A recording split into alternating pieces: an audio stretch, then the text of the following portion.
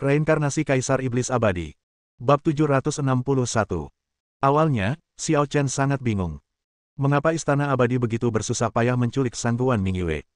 Sekarang saya paham bahwa Sangguan Mingyue sebenarnya terhubung dengan kitab nubuat dan dia dapat mengendalikan kitab nubuat. Tebakanmu benar. Cibir wakil kepala aula berjubah hitam. Ketika ramalan kitab surgawi pertama kali muncul, 3 fragmen esensinya terpisah. Kita sudah menghabiskan ribuan tahun dan baru menemukan 2. Terlalu merepotkan. Namun, untungnya, kami menemukan bahwa warisan pemilik kitab surgawi sebelumnya tertinggal di benua Fengwu, dan seseorang telah mewarisinya. Warisan pemilik kitab surgawi sebelumnya. Hati Xiao Chen tergerak ketika mendengar ini. Dia tahu dari awal bahwa meskipun Sangguan Mingyue telah belajar banyak dari Zhang Sanren, keterampilan astrologi dan ramalan tidak diajarkan oleh Zhang Sanren, tetapi merupakan hasil dari petualangan lain. Kalau dipikir-pikir lagi, petualangan Sangguan Mingyue ternyata ada hubungannya dengan pemilik kitab surgawi sebelumnya. Oleh karena itu, Sangguan Mingyue adalah satu-satunya orang yang dapat menggunakan kitab surgawi tanpa bergantung pada asal-usulnya. Jadi, meskipun kitab surgawi selalu ada di tanganmu, kau belum bisa menggunakannya. Tanya Xiao Chen. Lalu apa yang terjadi ketika kau menggunakan kitab surgawi untuk meramalkan bencana besar di dunia kultivasi dan kemunculan gadis ramalan untuk menyelamatkan dunia? Karena kita sudah menemukan bagian pertama asal-usul kitab surgawi. Kata wakil kepala aula berjubah hitam. Setiap kali kita mendapatkan bagian asal-usul, kita bisa menggunakan kitab surgawi untuk membuat ramalan. Aku mengerti. Xiao Chen mengerti dan melanjutkan, belum lama ini, Yang Mulia Qing yang menyergap Yang Mulia Wu Qing dan mendapatkan bagian kedua dari asal-usul kitab surgawi. Seharusnya sekarang ada di tanganmu, kan? Benar sekali. Kata wakil kepala aula berjubah hitam dengan terus terang, Qing Yang memang orangku. Dia memberiku sumber kedua segera setelah dia mendapatkannya. Sepertinya kamu beruntung bertemu denganku hari ini. Kata Xiao Chen ringan. Oh, apa maksudmu? Tanya wakil kepala aula dengan bingung. Xiao Chen tidak menjawab, tetapi merentangkan telapak tangannya, dan sumber buku surgawi yang diberikan Kaisar Ling kepadanya segera muncul. Apakah ini? Bagian ketiga dari asal-usul kitab surgawi. Napas wakil kepala aula langsung tersendat, matanya terpaku pada bola cahaya di tangan Xiao Chen. Kau menginginkannya? Xiao Chen membalikkan telapak tangannya, menyimpan asal kitab surgawi, dan berkata dengan ringan, kau harus mengandalkan kemampuanmu untuk mendapatkannya. Tentu saja, aku tidak bisa memberikannya padamu. Mendengar hal itu, ekspresi wakil kepala aula menjadi tidak yakin. Meskipun dia sangat menginginkan asal-usul kitab surgawi, dia tidak begitu gila sampai kehilangan akal sehatnya. Bagaimana asal-usul kitab surgawi bisa sampai ke tanganmu? Apa hubunganmu dengan klan roh? Tanya wakil kepala aula dengan heran. Mungkinkah kau adalah bantuan asing yang diundang klan roh? Apakah ini penting? Xiao Chen menggelengkan kepalanya tanpa penjelasan lebih lanjut. Pada saat ini, seberkas cahaya spiritual terbang dari arah benua roh sejati dan jatuh ke tangan wakil kepala aula. Pesan dari 4 tetua abadi Sekte Feixian, Sugelin telah meninggal dunia dan sedang menjalani cobaan di jalan menuju keabadian. Seolah langsung memahami apa yang terjadi di jalan menuju keabadian, wakil kepala aula tiba-tiba mencibir, jadi, kau baru saja melewati kesengsaraan. Apa itu berarti kau jelas bukan dari alam atas? Apakah ada perbedaan? Kata Xiao Chen ringan. Tentu saja ada bedanya. Wakil kepala aula tertawa dingin, apa kau benar-benar berpikir setelah selamat dari kesengsaraan guntur dan mencapai alam keabadian sejati, kau bisa mengabaikan aula abadi lainnya? Bodoh sekali. Apa yang diwaspadainya dari awal hingga akhir adalah kekuatan yang berdiri di belakang Xiao Chen. Jika orang-orang dari alam abadi ingin turun ke dunia fana, mereka harus mengajukan permohonan melalui Raja Abadi, dan kemudian harus disetujui oleh Kaisar Abadi yang merupakan penguasa suatu wilayah. Jika Xiao Chen datang dari negeri dongeng, itu berarti setidaknya ada seorang Raja Abadi yang berdiri di belakangnya, jadi dia tidak berani menyinggung perasaannya dengan gegabah. Sekarang setelah dia tahu Xiao Chen bukan dari negeri dongeng, dia tidak lagi merasa khawatir. Itu hanya negeri dongeng kecil, apa yang aneh tentangnya? Di dunia kultivasi, seorang yang benar-benar abadi mungkin hanya 1 dari sejuta. Namun, di dunia keabadian, seorang yang benar-benar abadi hanyalah titik awal, tingkat terendah dari seorang kultivator. Kemarilah, bunuh dia untukku. Wakil kepala aula dengan dingin mengeluarkan perintah pembunuhan, dan semua kepala aula abadi mematuhi perintahnya. Dalam sekejap, semua master keluar dan mengepung Xiao Chen dengan niat membunuh. Di antara orang-orang yang mengepung dan membunuh, ada 4 orang yang memimpin. Masing-masing memimpin satu tim, seolah-olah mereka terbagi ke dalam kubu yang berbeda. Manusia, iblis, hantu, setan. Apa kalian semua di Istana Abadi mengumpulkan barang rongsokan? Kalian hanya merekrut orang-orang kelas bawah ini sebagai preman. Xiao Chen tak ragu mengungkapkan sarkasmenya. Bajingan, beraninya kau menghina kami. Para pemimpin keempat suku itu murka. Hinaan, apakah kamu layak menerimanya? Xiao Chen mencibir, mengangkat tangannya dan menyerap semua kekuatan jalan kekaisaran, lalu membaginya menjadi 4, menunjukkan 4 karakteristik kekuatan abadi, kekuatan iblis, kekuatan hantu, dan kekuatan setan pada saat yang sama, yang hanya sesuai dengan 4 suku istana abadi. Teknik pedang, melahap kegelapan. Hanya dengan satu kata, keempat kekuatan itu melahirkan pedang kegelapan yang ekstrim. Tekanan pedang yang tak berujung dan tak terbatas itu merampas kekayaan langit dan bumi, menelan cahaya matahari dan bulan, dan menyapu bersih. Apa? Para pemimpin keempat suku terkejut pada awalnya, dan menganggap tak masuk akal bahwa Xiao Chen dapat menggunakan 4 kekuatan pada saat yang sama. Namun, dengan tekanan yang menghadang, tak ada waktu untuk berpikir berlebihan. Mereka berempat mengerahkan segenap kekuatan hidup mereka untuk menangkalnya. Namun, pedang kegelapan tidak terkalahkan, mampu menghancurkan langit dan bumi, dan tidak dapat dihentikan. Ah, ah, ah, ah. 4 jeritan terdengar. Keempat pemimpin setengah abadi itu belum menyentuh pedang kegelapan. Mereka hanya tersentuh oleh sebagian kekuatan pedang yang tersisa, lalu dihancurkan dan ditelan oleh kekuatan mengerikan itu, berubah menjadi ketiadaan. Jaga kalian semua sekaligus. Xiao Chen memang selalu sangat sabar. Dulu, ketika bertarung dengan orang yang lebih lemah darinya, ia pada dasarnya memiliki mentalitas bermain game. Namun, setelah bermain petak umpet dengan istana abadi begitu lama, kesabarannya telah habis. Dia tahu betul bahwa jika dia melarikan diri ke istana abadi kali ini, dia tidak tahu berapa lama waktu yang dibutuhkan untuk melacaknya di lain waktu. Oleh karena itu, dia tidak menahan diri sedikit pun dan langsung melancarkan gerakan yang sebanding dengan senjata nuklir. Setelah pedang kegelapan menghancurkan para pemimpin keempat suku, kekuatannya tidak berkurang sedikit pun dan terus menyapu. Di bawah tekanan pedang semacam ini, anggota biasa istana abadi tidak memiliki kekuatan untuk melawan dan tubuh mereka meledak terus-menerus. Dalam sekejap mata, hampir 100 master dari 4 suku manusia, iblis, hantu, dan monster di istana abadi terbunuh atau terluka, dan tidak ada seorang pun yang tersisa. Efisiensi ini berkali-kali lipat lebih mengerikan daripada formasi pemurnian iblis yang haus darah. Giliranmu. Setelah pembantaian itu, Xiao Chen mengalihkan pandangannya dan menatap wakil kepala aula berjubah hitam, niat membunuhnya tak tersamarkan. Anda.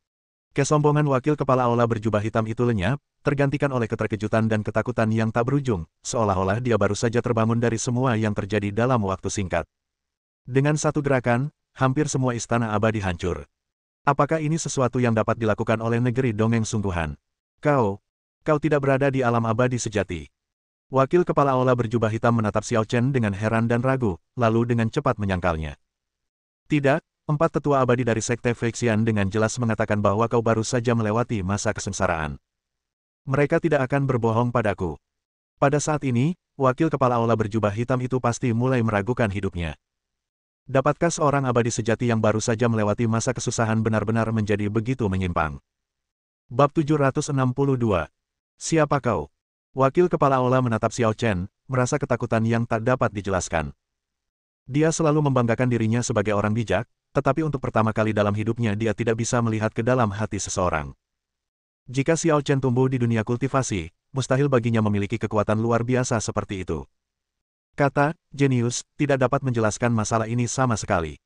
Jika Xiao Chen berasal dari alam atas, mengapa dia baru saja melewati kesengsaraan?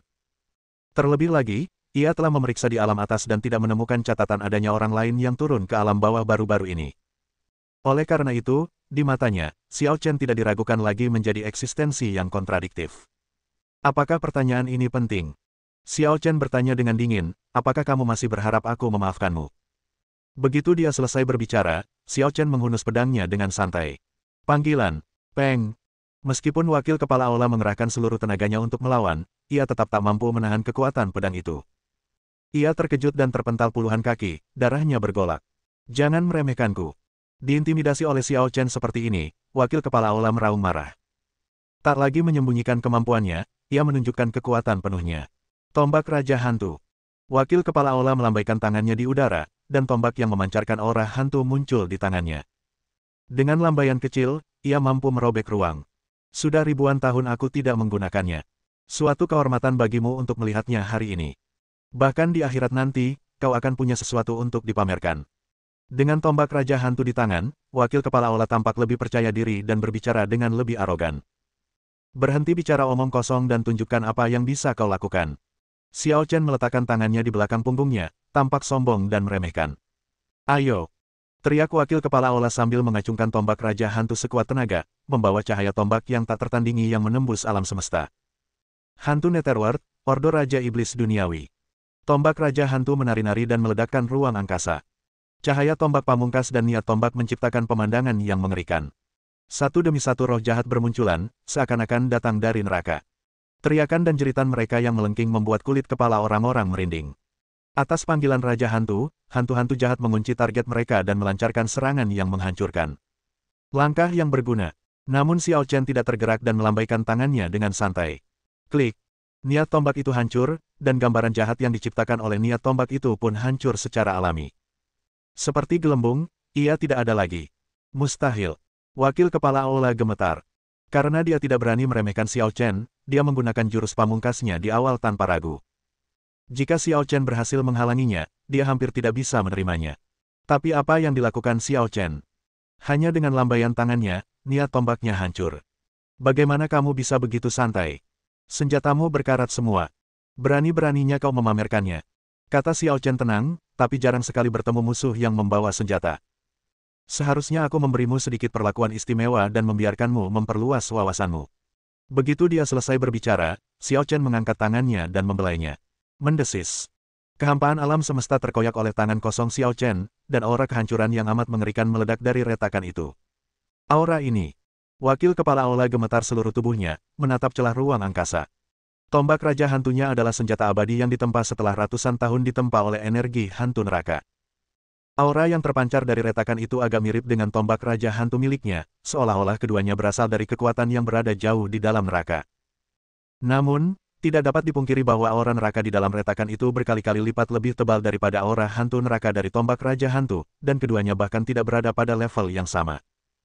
Tepat saat wakil kepala aula bertanya-tanya apa yang ada di celah itu, dia terkejut melihat Xiao Chen mengulurkan tangan dan menarik sesuatu keluar. Itu juga tombak. Ketika tombak itu dicabut dari celah, energi kematian neraka meledak seketika, menghantam semua arah. Wakil kepala aula tidak dapat menahan benturan itu sejenak, dan tanpa sadar mundur beberapa kaki, merasa ngeri. Senjata abadi tingkat tinggi. Tidak, mungkinkah itu senjata abadi tingkat atas? Wakil kepala aula terkejut dan bingung. Pada saat yang sama, tombak Raja Hantu di tangannya merasakan tekanan yang kuat dan mulai bersenandung, tidak tahu apakah itu karena kegembiraan atau gemetar. Blokir salah satu seranganmu dan aku akan meninggalkanmu dengan tubuh yang utuh. Dengan kata-kata dingin, Xiao Chen dengan santai mengayunkan tombak Plutosura di tangannya, menyerap energi kematian neraka dan kekuatan iblis serta kejahatan yang tak ada habisnya, dan menyapu langit. Kejahatan sepanjang masa. Gerakan yang terkenal di dunia itu muncul kembali, cahaya tombak menyapu, dan kekuatan jahat tertinggi mengembun menjadi busur cahaya sabit di langit berbintang. Merasakan adanya niat membunuh yang mematikan, pupil mata wakil kepala aula mengecil, dan dia secara naluriah menggunakan tombak Raja Hantu untuk berusaha sekuat tenaga menghalanginya. Peng! Engah! Bekas luka yang mengerikan tergores di tubuh wakil kepala aula, hampir membelahnya menjadi dua dari atas ke bawah, dan tombak Raja Hantu juga terlepas dari tangannya oleh kekuatan jahat yang tak tertandingi. Namun, kekuatan senjata Xiao Chen belum habis, dan terus menyapu menuju kedalaman langit berbintang. Ledakan. Tak jauh dari sana, sebuah bintang tak dikenal terbelah menjadi dua bagian oleh cahaya tombak berbentuk setengah busur, pecah dengan suara ledakan keras, dan akibat ledakan itu mengguncang langit berbintang. Apa? Kekuatan yang mengerikan. Wakil kepala aula terkena peluru dan tubuhnya hampir roboh, tetapi kesadarannya masih ada dan dia masih selamat. Kamu juga tidak buruk, vitalitasmu sangat kuat. Xiao Chen menatap wakil kepala aula dengan acuh tak acuh. Pada saat ini, jubah hitam wakil kepala aula hampir terlepas, memperlihatkan wajah setengah baya, sangat biasa, tanpa ciri-ciri yang mencolok. Mengenakan jubah hitam setiap hari jelas tidak perlu. Jangan pikir aku tidak bisa melihatmu masih menunjukkan belas kasihan. Seolah tahu ia tak bisa melarikan diri, wakil kepala istana menepis rasa takutnya saat ini, tampak acuh tak acuh terhadap hidup dan mati. Ia berkata dengan dingin, bunuh aku kalau kau mau. Pemenangnya adalah raja dan yang kalah adalah banditnya. Aku tak punya apa-apa untuk dikatakan. Aku tidak menyangka kau masih punya nyali. Xiao Chen sedikit terkejut dan berkata dengan tenang, jangan khawatir, aku tidak akan menahanmu. Tapi sebelum kau mati, beritahu aku di mana orang-orang yang kau tangkap dari bumi itu berada. Seperti yang dikatakan wakil kepala aula, tembakan Xiao Chen disengaja agar tidak merenggut nyawanya. Istana abadi tidak diragukan lagi merupakan kanker yang harus diberantas, Tetapi sebelum itu, Xiao Chen ingin menemukan orang-orang yang telah menghilang dari bumi. Kau pikir aku akan memberitahumu? Wakil Kepala Aula mencibir. Karena aku bahkan tidak takut mati, bagaimana mungkin aku mengkhianati Kepala Aula? Kepala Istana. Xiao Chen mengerutkan kening. Jelaslah bahwa Kepala Istana ini adalah pendiri Istana Dewa dan konspirator sebenarnya yang merencanakan segalanya. Pada saat ini, Sangguan Mingyue, yang tengah menuntun darah tak berujung dan energi iblis untuk menjelek-jelekkan kitab surgawi, tiba-tiba membuka matanya, mengubah sikapnya sebelumnya, dan menggunakan tangannya untuk mengubah serta menanggapi kitab surgawi dari kejauhan. Teknik perbaikan surga. Sambil berteriak lirih, Sangguan Mingyue mengeluarkan kekuatan dahsyat dan tiba-tiba menyerang Lin Xiao. Lin Xiao sudah sangat cemas karena kekalahan wakil kepala Aula, dan dia tidak pernah menyangka bahwa Sangguan Mingyue akan tiba-tiba menyerangnya. Peng! Lin Xiao terluka parah di tempat, menyemburkan darah dan terlempar keluar. Setelah sedikit menstabilkan dirinya, Lin Xiao menatap Sangguan Mingyue dengan kaget dan marah. Adik perempuan, kamu. Saudaraku, dulu aku mengira kau hanya tersesat ke jalan setan, dan guru salah karena mengusirmu. Tapi hari ini, aku menemukan bahwa kau memiliki sifat buruk dan telah melakukan banyak sekali kejahatan. Sangguan Mingyue mendesah pelan, seolah menyalahkan dirinya sendiri, menyesali, dan merasa sedih. Tapi, ini lebih seperti membuat semacam resolusi. Lupakan saja, hari ini aku akan membersihkan rumah atas nama Tuan. Bab 763. Bertekad untuk membereskan kekacauan itu, Sangguan Mingyue tidak menunjukkan belas kasihan dan menggunakan tangannya untuk menunjukkan kekuatannya yang luar biasa. Diberkati oleh kitab surgawi, dia bersinar cemerlang, kekuatannya meningkat hingga batasnya, dan dia tiba-tiba menyerang dengan telapak tangan. Lin Xiao pernah terluka sebelumnya, dan sekarang dia tidak mampu menahan kekuatan luar biasa Sangguan Mingyue. Peng! Dia terpesona lagi. Meski ia masih hidup, rasa sakit yang membakar di sekujur tubuhnya membuatnya sadar bahwa ia telah menjadi orang yang tidak berguna. Kau menghancurkan kultivasiku. Lin Xiao tak tahan lagi dengan rangsangan itu, memutar matanya dan pingsan. Melihat ini, Sangguan Mingyue memanggil roda bulan, membungkus tubuh Lin Xiao, dan mengirimnya ke kedalaman langit berbintang. Tidak tegakkah kau membunuhnya? Xiao Chen bertanya ringan setelah melihat pemandangan ini. Sangguan Mingyue berbalik, menatap Xiao Chen dengan ekspresi rumit, lalu mendesah, meskipun dia telah melakukan banyak kejahatan, bagaimanapun juga dia tumbuh bersamaku. Selama aku di Istana Abadi, dia sering melindungiku. Mengirimnya ke planet Fana untuk menjalani hidupnya dengan damai dan tenang adalah keinginanku yang egois. Bagaimana denganku? Tanya Xiao Chen, apakah kamu tidak akan membalaskan dendam tuanmu? Memikirkan kematian gurunya di tangan Xiao Chen, Sangguan Mingyue ragu-ragu, tetapi akhirnya menggelengkan kepalanya dan berkata, aku tidak bisa mengalahkanmu. Apa kau begitu tidak percaya diri? Seharusnya kau membuat kitab surgawi mengakuimu sebagai pemiliknya, kan? Xiao Chen menatap Sangguan Mingyue, lalu menatap kitab surgawi putih yang melayang di atas kepalanya. Yah, ketika pertama kali aku bersentuhan dengan kitab surgawi, ia tidak menunjukkan perlawanan apapun. Sangguan Mingyue mengangguk pelan. Hanya saja aku berada di bawah pengawasan Istana Abadi dan tidak berani bertindak sendiri. Aku hanya bisa berpura-pura patuh. Pada titik ini, raut wajahnya kembali muram, dan ia menyalahkan dirinya sendiri dalam-dalam, berkata, formasi pemurnian iblis haus darah Istana Abadi pasti telah membunuh banyak orang. Pada akhirnya, aku tak berdaya menghentikannya. Xiao Chen mengerti setelah mendengar ini. Sangguan Mingyue telah berkompromi dan berusaha menyenangkan Istana Abadi, tetapi sebenarnya dia diam-diam mencoba mencari cara untuk membalas.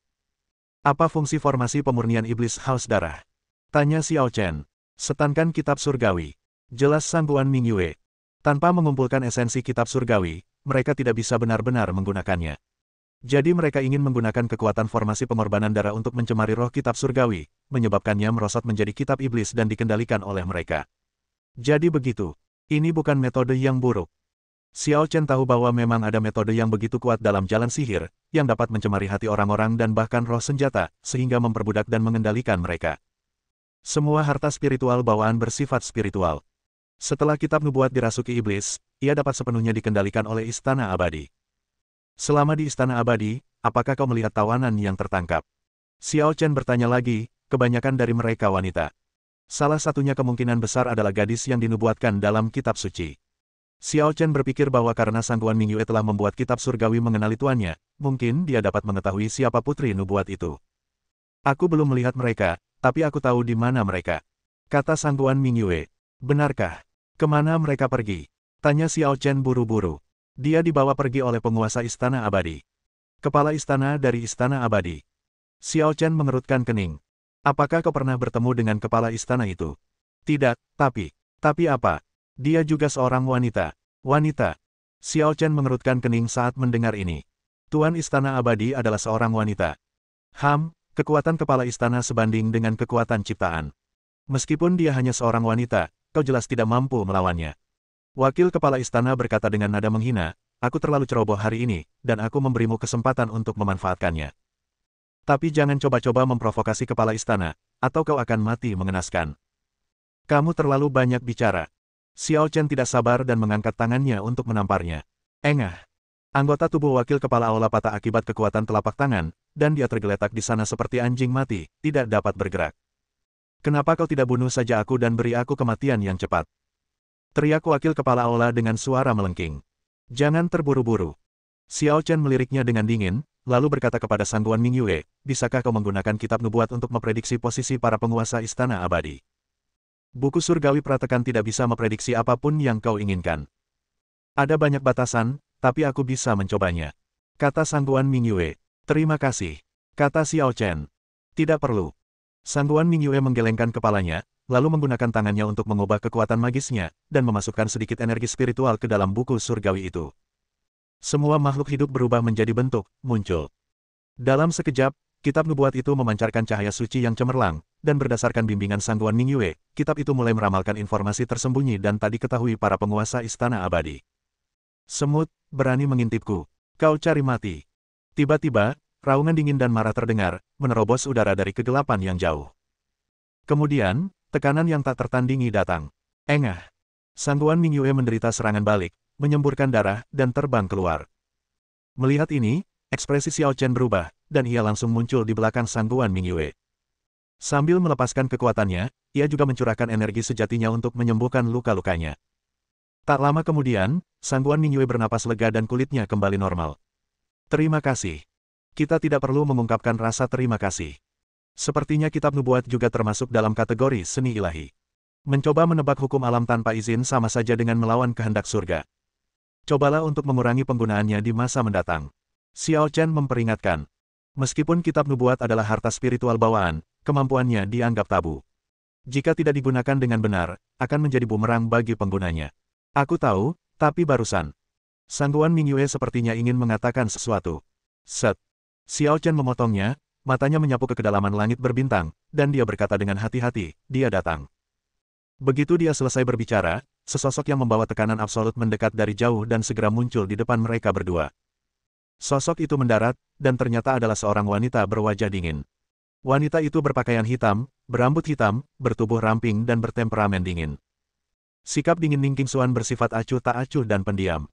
Sikap dingin wanita berpakaian hitam itu kejam, tak berperasaan, dan penuh penghinaan, seakan-akan semua makhluk hidup tak lebih dari semut di matanya. Dari segi penampilan, dia benar-benar memukau, tidak kalah dengan Ning Qingxuan, Sui Yiren dan Ye Yufei.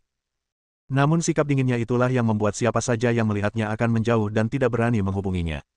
Kepala Istana. Wakil Kepala Istana, yang sedang berbaring di tanah, sangat gembira ketika melihat wanita itu, dan sepertinya harapan kembali menyala.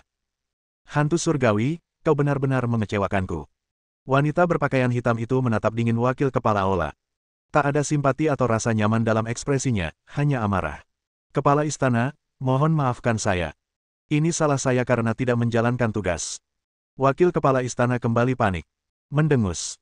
Wanita berpakaian hitam itu mendengus dingin, perlahan berbalik, dan melirik Xiao Chen dan Sangguan Mingyue, dan akhirnya jatuh pada kitab nubuat.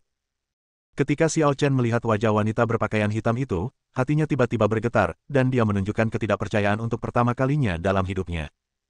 Menghadapi tatapan tajam Xiao Chen, wanita berpakaian hitam itu mengalihkan pandangannya dari kitab surgawi ke Xiao Chen lagi, dan bertanya dengan dingin, apa yang kamu lihat?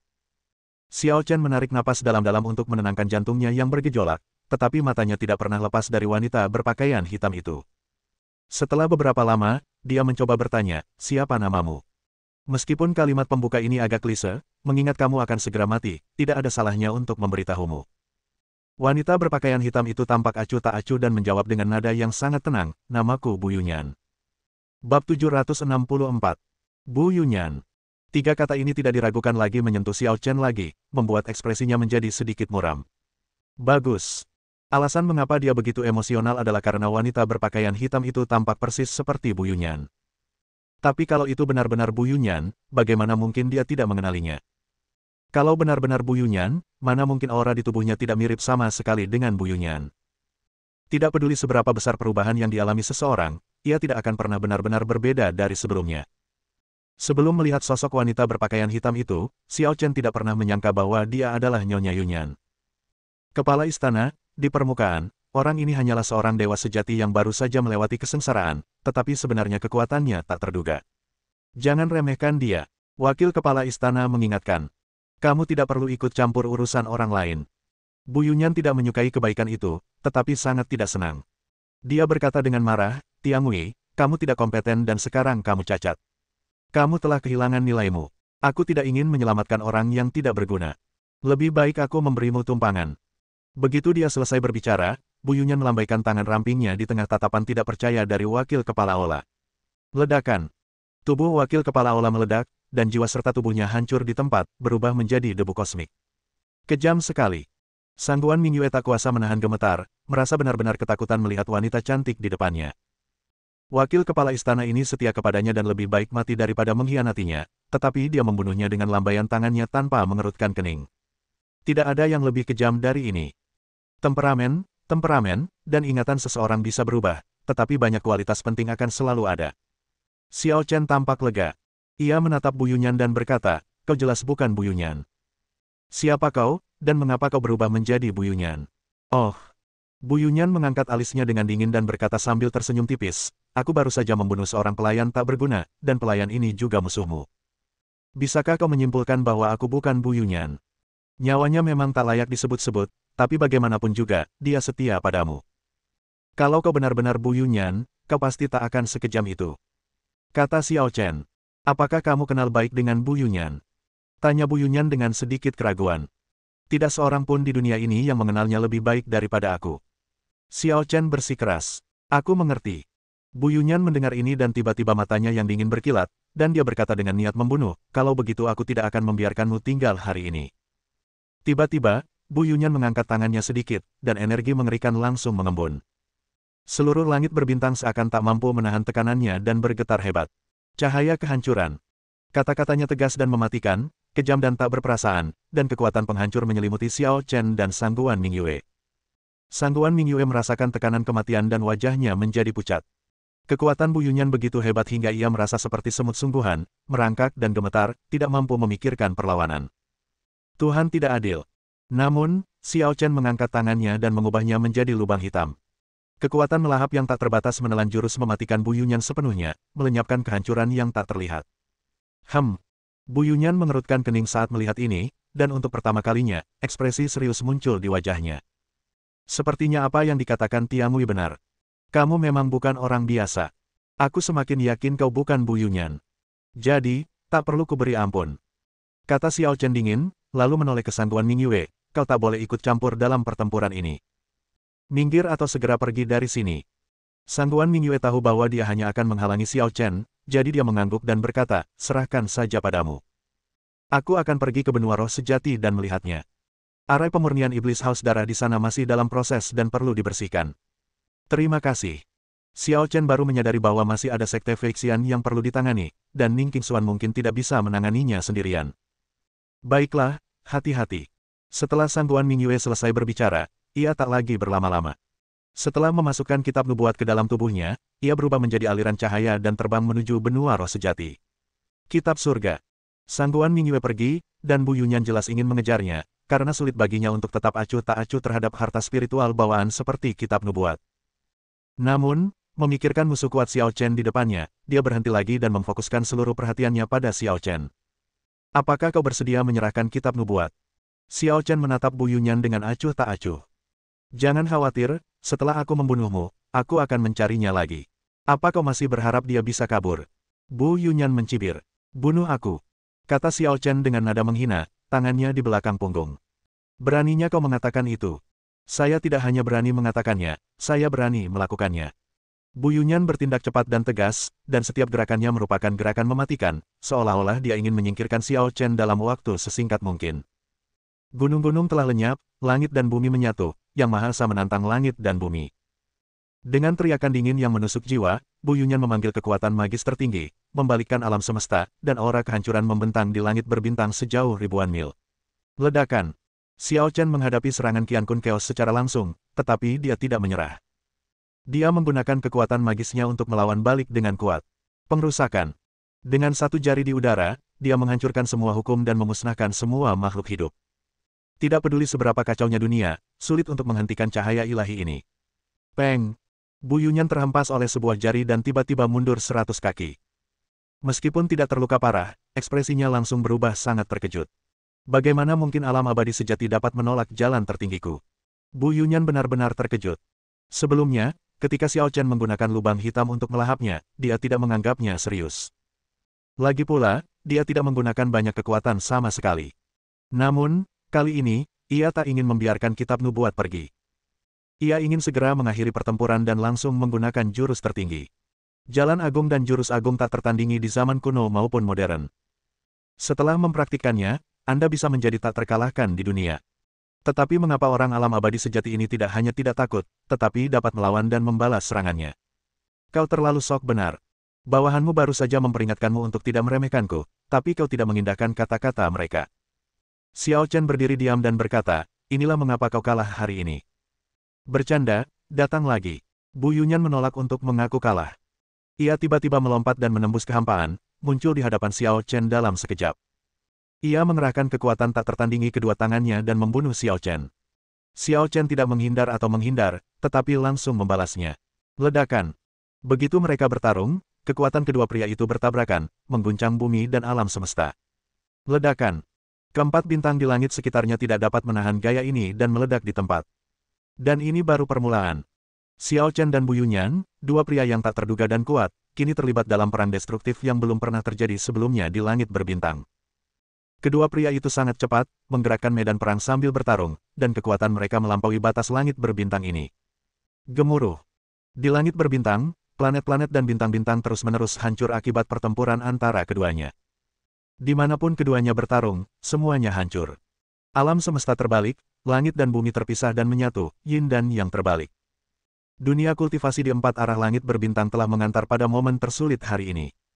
Bab 765. Di langit berbintang, Sangguan Mingyue, yang hendak mencapai benua roh sejati, tiba-tiba merasakan gelombang getaran yang mengerikan dan sangat terkejut.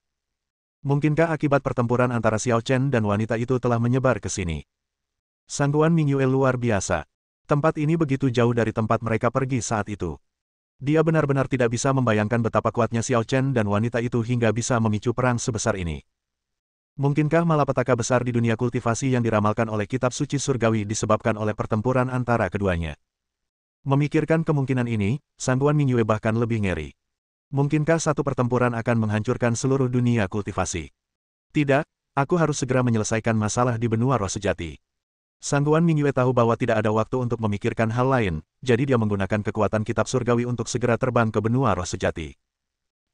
Di atas langit berbintang, pertempuran antara dua penguasa yang tak tertandingi terus berlanjut. Ledakan. Sebuah planet dengan peradaban kultivasi telah tenggelam. Hanya mereka yang berbudaya tinggi yang lolos, sementara sisanya yang lemah binasa tanpa disadari. Sebuah bencana di dunia kultivasi. Seperti Sangguan Mingyue, Xiao Chen menyadari bahwa jika pertempuran ini berlanjut, itu akan menjadi kehancuran dunia kultivasi seperti yang diprediksi dalam kitab surga. Namun tak seorang pun dapat membayangkan bahwa dialah yang telah menghancurkan dunia kultivasi sejak lama. Namun kitab nubuat mengatakan bahwa untuk menyelesaikan bencana ini, gadis nubuat harus muncul. Mungkinkah Bu Yunyan adalah gadis nubuat? Apa yang kau pikirkan? Bu Yunyan sepertinya bisa menebak apa yang dipikirkan Xiao Chen. Senyum sinis muncul di wajahnya, lalu ia berkata, kau berpikir, seandainya aku putri ramalan. Maka menurut ramalan itu, kau mungkin akan dikalahkan olehku hari ini, kan? Aku tetap mengatakan hal yang sama, kau terlalu merasa benar sendiri. Dengan kemampuanmu, kau takkan pernah bisa menjadi lawanku bahkan jika kau berlatih 10.000 tahun lagi. Suara tenang Xiao Chen dipenuhi keyakinan yang mutlak. Dia tidak tahu apa isi ramalan kitab nubuat itu, tetapi meskipun Bu Yunyan benar-benar putri nubuat, dia tidak akan menyimpannya dalam hati.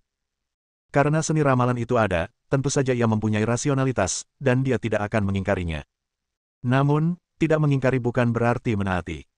Sama halnya dengan takdir, ia meyakini takdir itu ada, namun belum tentu ia akan menaatinya. Jika takdir menentang keinginannya, dia akan menentangnya. Aku sok benar, dan kau juga sama sombongnya. Kata Bu Yunyan dengan nada menghina, karena kau tidak ingin menimbulkan terlalu banyak kerusakan, kenapa kau menahan diri dariku? Apa kau pikir aku tidak layak mendapatkan kekuatan penuhmu, atau kau takut merusak wajah cantikku?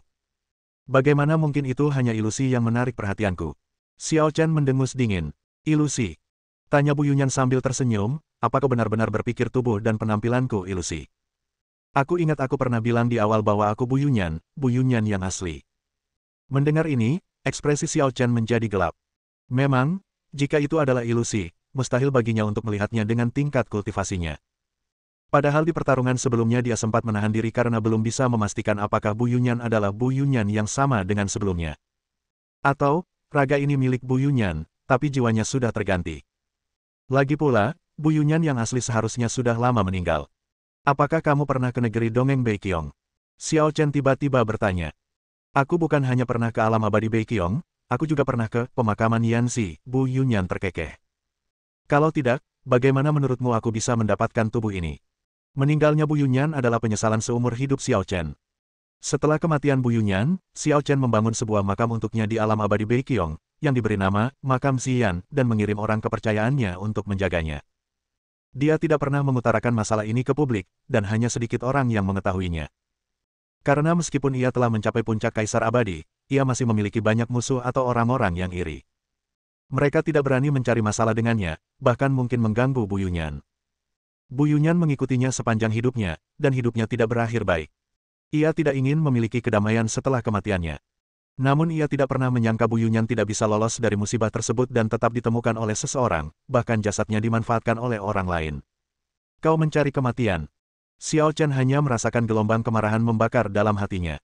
Belum pernah ada saat di mana dia semarah ini. Es misterius ekstrim. Sang Kaisar mengerahkan seluruh kekuatannya dalam sekejap, melambaikan tangannya dan membekukan ribuan mil es, dan galaksi-galaksi di sekitarnya semuanya dibekukan oleh es misterius abadi. Sekalipun Bu Yunyan memiliki tingkat kultivasi yang tinggi, di bawah kekuatan es ini, dia merasa anggota tubuhnya kaku dan tidak dapat bergerak. Bagaimana mungkin? Ekspresi Bu Yunyan sedikit berubah. Dalam sekejap, Xiao Chen muncul di depannya, dan kekuatan telapak tangan yang besar jatuh. Kau harus memikirkannya. Menyakitiku sama saja dengan menyakitinya.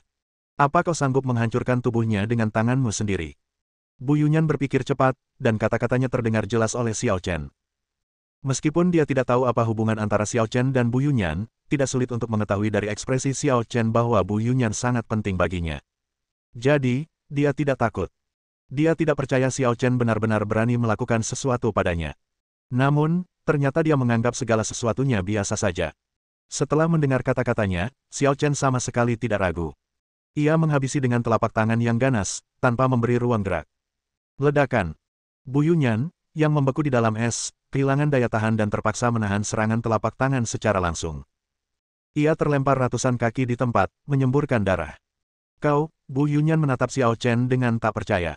Aku tidak akan membiarkan siapapun menodainya. Jika kau bersikeras melakukannya, aku akan membunuhmu dan dia.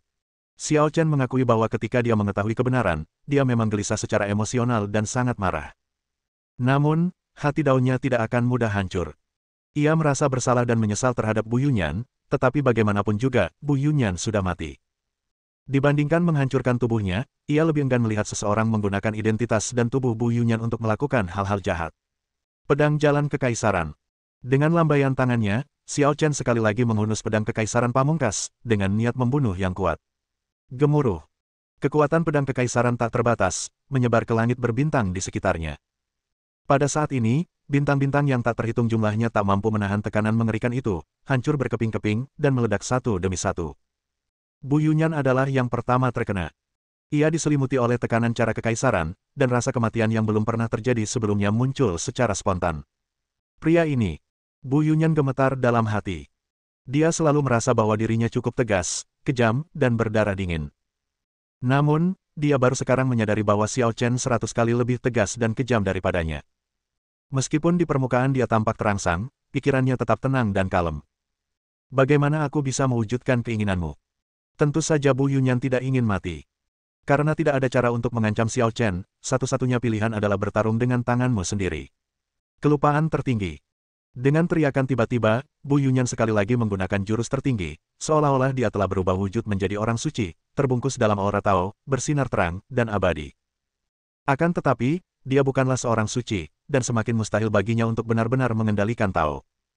Menghadapi kekuatan sang kaisar yang dahsyat, bahkan tubuh suci miliknya pun tak sanggup melawan. Engah! Pedang jalan kaisar menembus tubuhnya dan meledakkannya, menghancurkan 3 bintang secara berurutan. Bab 766. Meskipun Taisang Wang King milik Bu Yunyan gagal menangkis pedang jalan kekaisaran, namun jelas hal itu melemahkan sebagian besar kekuatannya. Meskipun dia terluka saat itu, dia tidak terluka serius dan segera terbang keluar dari asap dan debu. Kaulah orang pertama yang berhasil selamat dari pedang kaisar. Xiao Chen menatap Bu Yunyan dan berkata dengan tenang. Kemarahan sebelumnya tampaknya telah hilang. Sekarang, saat dia melihat Bu Yunyan, dia tidak lagi memiliki emosi lain. Kau berdarah dingin sekali. Bu Yunyan menyeka darah dari sudut mulutnya dan menatap Xiao Chen dengan dingin. Kalau Bu Yunyan tahu tentang ini di akhirat, dia pasti akan merinding sampai ke tulang, kan? Kenapa kau begitu patah hati? Tanya Xiao Chen dengan tenang, kau bukan dia. Apa dia benar-benar berharap aku menunjukkan belas kasihan padamu, orang yang telah mengambil alih tubuhnya dan melakukan kejahatan atas namanya? Memang, sulit bagi orang biasa untuk memiliki pola pikir yang sama denganmu. Bu Yunyan menatap Xiao Chen dan bertanya, kamu jelas bukan orang asing. Beranikah kamu memberitahuku namamu? Kau tidak tahu hubungan antara Bu Yunyan dan aku? Tanya Xiao Chen penasaran, lalu kenapa kau datang menemuinya? Siapa yang tertarik mengetahui masa lalunya? Dia hanya cocok untuk dao tertinggi yang ingin kukembangkan. Bu Yunyan berkata dingin, tidak masalah jika kau tidak memberitahuku. Aku tidak tahu urusanmu di sini. Sekalipun kau terkenal, aku mungkin belum pernah mendengar tentangmu. Kamu bukan dari dunia peri. Xiao Chen mengerutkan kening. Latar belakang wanita ini mungkin tidak sederhana. Apakah ada daerah di luar negeri dongeng yang belum pernah dijelajahinya? Alam abadi. Sekecil debu. Bu Yunyan mencibir, kau juga sama tidak berartinya. Benarkah? Hati Xiao Chen setenang air, tak tergerak oleh kata-kata itu, dan dia berkata dengan tenang, membunuhmu sudah cukup. Begitu dia selesai berbicara, sosok Xiao Chen melintas dan muncul tepat di depan Bu Yunyan. Bu Yunyan secara naluri ingin melawan, tetapi dia merasakan tekanan yang tak terlukiskan menyelimuti dirinya, yang membatasi kemampuannya. Kamu tidak bisa membunuhku. Bu Yunyan tiba-tiba menjadi marah, dan tubuhnya terbelah menjadi dua, tetapi itu bukan sekadar klon biasa. Keduanya adalah entitas kelupaan tertinggi. Kedua, Bu Yunyan, itu memperagakan jurus-jurus dahsyat secara bersamaan, dengan kekuatan yang belum pernah ada sebelumnya. Xiao Chen ragu sejenak, tetapi tidak berani menghadapinya secara langsung. Ia mundur dan muncul 10 kaki jauhnya. Aku tidak menyangka kau akan takut. Melihat Xiao Chen dipaksa mundur, Bu Yunyan tertawa, seolah melihat peluang kemenangan. Namun, Xiao Chen mengabaikannya, matanya tertuju pada Bu Yunyan, yang lain, seolah sedang memikirkan sesuatu. Bu Yunyan, ini berwajah datar, tidak memiliki pikiran dan emosi, penampilannya pun sedikit berbeda. Tidak, mungkinkah itu Ling Xiaozu? Xiao Chen bereaksi. Ling Xiaozu selalu terlihat sekitar 80% mirip dengan Bu Yunyan. Saat pertama kali bertemu Ling Xiaozu, ia agak bingung membedakannya. Baru setelah menghabiskan waktu lama bersamanya, ia bisa membedakan keduanya. Sekarang, Ling Xiaozu tampaknya telah berasimilasi dengan Bu Yunyan, dan keduanya tampak semakin dekat, hanya dengan beberapa kekurangan yang tersisa. Kau bahkan mengenalnya. Bu Yunyan terkejut dan bertanya dengan rasa ingin tahu, kau dan Bu Yunyan benar-benar punya hubungan yang dalam. Apakah Ling Xiaozu dan Bu Yunyan benar-benar ada hubungan keluarga? Xiao Chen selalu skeptis. Bagaimana mungkin ada dua orang di dunia ini yang begitu mirip? Kini, perempuan tak dikenal ini telah menguasai tubuh Bu Yunyan dan berusaha sekuat tenaga untuk menangkap Ling Xiaozu, seolah ingin mengasimilasinya. Pasti ada cerita tersembunyi di balik semua ini. Bagaimana menurutmu? Bu Yunyan mencibir. Gadis ramalan yang disebutkan dalam buku itu adalah Ling Xiaozu. Tebak Xiao Chen. Kau bisa memahaminya seperti itu, tapi Ling Xiaozu dan aku adalah satu, jadi aku juga putri ramalan. Kata Bu Yunyan sambil tersenyum, kalau kita berdua bekerja sama, apa kau masih bisa setenang ini? Begitu kata-kata itu terucap, Bu Yunyan menggerakkan tangannya dan mempraktikkan jalan agung dan jurus agung lagi. Di sisi lain, Ling Xiaozu ditarik dan bekerja sama dengan Bu Yunyan untuk menggunakan gerakan yang sama. Pelepas iblis tertinggi. Keduanya bekerja sama satu sama lain, dan gerakan Taisang mendekati sempurna, dengan kekuatan yang jauh berbeda dari sebelumnya. Sepertinya kaulah yang menghancurkan keluarga Bu. Melihat ini, Xiao Chen merasakan sesuatu di hatinya, dan Huang Ji Huaxianjue secara otomatis mulai bekerja, berkembang menjadi metode pencerahan. Pelepas iblis tertinggi. Gerakan hebat yang sama, tetapi dengan kekuatan yang jauh lebih unggul, ia melakukan serangan balik seketika. Apa? Peng! Bu Yunyan dan Ling Xiaozu terkena serangan balik dengan kekuatan mereka sendiri dan terlempar keluar di tempat. Bu Yunyan terluka untuk ketiga kalinya dan kekuatan fisiknya telah mencapai batasnya, tetapi hidupnya sangat ulet dan dia masih belum terjatuh. Pada saat ini, ekspresinya tidak menentu, dan dia menatap Xiao Chen dengan bingung. Tidak mungkin, bagaimana kamu bisa menggunakan jurus tertinggi? Mengejutkan. Tanya Xiao Chen tenang, karena kau sudah menguasai elemen iblis tertinggi, yang berarti kemampuan tersembunyi keluarga Bu tidak berguna bagimu, mengapa kau masih ingin menghancurkan keluarga Bu? Dengan tingkat kultivasimu, apa kau masih takut keluarga kecil Bu akan menjadi ancaman bagimu? Awalnya, Xiao Chen menduga bahwa Bu Yunyan pergi ke keluarga Bu untuk mencari teknik pembasmi iblis tertinggi, jadi dia menghancurkan keluarga Bu. Namun kini tampaknya Bu Yunyan sudah menguasai teknik Tai Sang secara lengkap dan tidak membutuhkan sama sekali separuh teknik milik keluarga Bu. Jelas ada alasan lain untuk menghancurkan keluarga Bu. Jadi, kau menemukan seni bela diri tertinggi di keluarga Bu. Pantas saja. Kata Bu Yunyan lega, tapi keluarga Bu hanya punya seperempat bab. Percuma saja kau mempelajarinya. Sambil berbicara, ia mencibir lagi, teknik tertinggi adalah teknik yang kejam dan tanpa jalan. Kunci utama dalam mempraktikkannya adalah memutuskan semua ikatan dan melupakan semua emosi. Siapapun yang ada hubungannya dengan Bu Yunyan harus dibunuh. Baru setelah itu, teknik ini bisa disempurnakan. Tai Sang Wangqing. Nada suara Xiao Chen merosot. Benar sekali. Kata Bu Yunyan, emosi dan kekhawatiran hanya akan menyebabkan kerusakan dan menyingkapkan kekurangan seseorang. Hanya dengan menyingkirkan semua emosi dan melupakannya, seseorang dapat mencapai kesempurnaan. Omong kosong. Xiao Chen mencibir mendengar kata-kata itu, aku bisa menghancurkan dao tertinggimu dengan jentikan tanganku. Kalau aku belum mencapai kesempurnaan, bagaimana mungkin aku bisa kalah darimu? Kata Bu Yunyan dingin, mari kita kesampingkan dendam hari ini. Ketika aku mencapai dao tertinggi yang sempurna, aku pasti akan membalas penghinaan ini. Apakah menurutmu kau bisa lolos hari ini? Xiao Chen mengunci auranya pada Bu Yunyan. Kalau begitu, ayo kita coba. Bu Yunyan tampaknya punya rencana cadangan dan mengeluarkan jimat lalu menghancurkannya. Jimat penembus batas. Xiao Chen tertegun. Dia dikepung dan ingin membunuh orang, jadi dia menggunakan jimat pemecah batas dan secara tidak sengaja pergi ke bumi. Bingning dulunya suka bermain-main, dan dia menggunakan jimat pendobrak batas milik para elf untuk berteleportasi ke bumi. Dapat dikatakan bahwa ini adalah harta teleportasi acak satu arah yang dapat langsung membantu orang melarikan diri dari masalah. Klik. Jimat pemecah batas menerobos kehampaan, dan ketegangan yang kuat menyelimuti Bu Yunyan dan Ling Xiaozu, membawa mereka berdua dan menghilang di tempat. Apakah sesederhana itu? Xiao Chen mengangkat alisnya dengan dingin, dan ketika kekosongan yang dibuka oleh jimat pemecah batas hendak ditutup, dia mengayunkan pedangnya. Mendesis. Retakan itu terpaksa meluas lagi. Mata dan tubuh Xiao Chen bergerak lebih cepat. Ia berubah menjadi aliran cahaya dan bergegas masuk ke celah, mengejar Bu Yunyan dan yang lainnya. Bab 767. Alam semesta itu tak berujung. Apa yang disebut langit berbintang sebenarnya hanyalah puncak gunung es alam semesta, seperti Bima Sakti tempat bumi berada. Bahkan Xiao Chen di kehidupan sebelumnya tidak berani mengatakan bahwa dia mengetahui alam semesta dengan sempurna.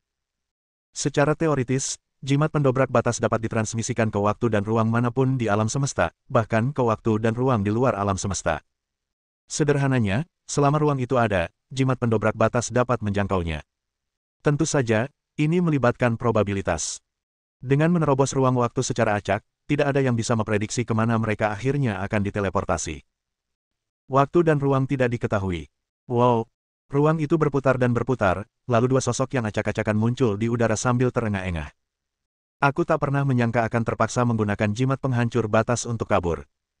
Raut wajah Bu Yunyan muram, dan ada amarah yang meluap-luap di hatinya. Dia tidak pernah menghadapi situasi yang memalukan seperti itu sejak ingatannya kembali. Aku tak pernah menyangka ada orang sekuat itu tersembunyi di dunia kultivasi yang sempit ini. Tapi aku pasti akan kembali setelah menguasai jalan agung yang sempurna. Gumam Bu Yunyan dalam hati, seolah sedang bersumpah. Kamu tidak memiliki kesempatan itu. Tiba-tiba, tekanan kuat datang menimpanya, menyebabkan Bu Yunyan gemetar seluruh tubuhnya. Mendesis. Kehampaan itu retak, dan Xiao Chen mengejarnya. Tanpa sepatah kata pun, ia menghancurkannya dengan telapak tangannya yang besar. Pelepas iblis tertinggi. Bu Yunyan dan Ling Xiaozu secara naluriah bergabung untuk melawan. Akan tetapi sebelumnya mereka bukanlah tandingan Xiao Chen, dan kini mereka merasa semakin tidak berdaya dan tidak mampu menahan telapak tangan Xiao Chen yang mendominasi. Peng! Keduanya terhempas lagi. Meskipun Bu Yunyan telah mencapai tubuh tertinggi, ia belum mencapai kesuksesan penuh. Ia telah berkali-kali mengalami cedera serius sebelumnya, jadi wajar saja jika ia kelelahan saat ini. Kau, bagaimana kau bisa mengikuti jimat pendobrak batas ke sini? Bu Yunyan memandang Xiao Chen dengan bingung.